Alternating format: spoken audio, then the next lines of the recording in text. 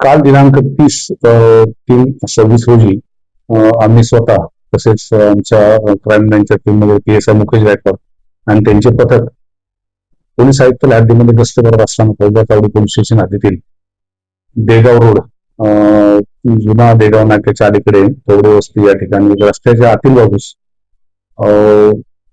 एक झाडाच्या खाली एक इसम त्याच्या प्लास्टिक पिशवीमध्ये संशयास्पद स्थितीत प्लास्टिक पिशवी घेऊन बसल्याचं दिसलं.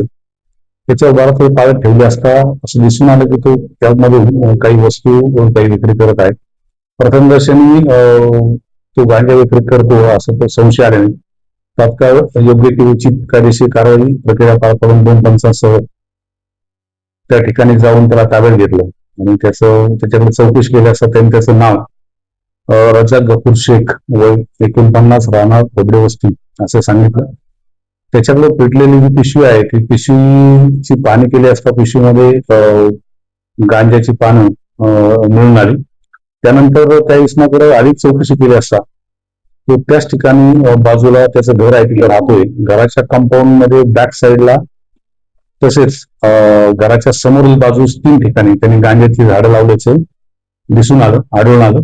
त्याप्रमाणे ती गांजाची झाडं कुठं आहे त्याची पाहणी केली आणि ती गांजाची पूर्ण झाडं उपटून ताब्यात घेतली. अशी एकूण घरासमोरील 3 ठिकाणी आणि घराच्या मागे 2 अशा ठिकाणी एकूण 59 गांजाची झाडं मिळून आलेली आहेत. त्याचबरोबर तो जो इसम आहे रजाक गफूर शेख त्याच्याकडे देखील जवळजवळ 200 ग्रॅमच्या आसपास गांजा मिळून आलेला आहे.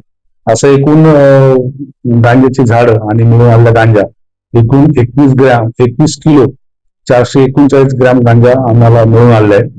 त्याबाबत सगळ्याचा गांजा जप्त करून उचित कायदेशीर कारवाई करून आरोपी विरुद्ध फौजा तावडी पोलीस स्टेशन या ठिकाणी गुन्हा नोंद क्रमांक 287/26 NDPS ऍक्टचे कलम 20/20 अन्वये गुन्हा दाखल केलेला आहे. नमूद गुन्ह्यामध्ये आरोपी रजाक गफूर शेख यास अटक केलेली आहे आणि त्याला दिनांक 4/4/2026 पर्यंत पोलीस कोठडीत मांडण्यात आलेले आहे.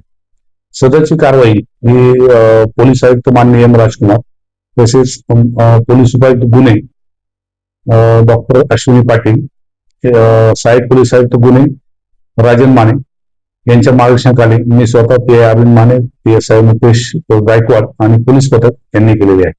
दर्शन मराठी चॅनलला सबस्क्राईब करा, बेल बटनला क्लिक करा व लाईक करायला विसरू नका.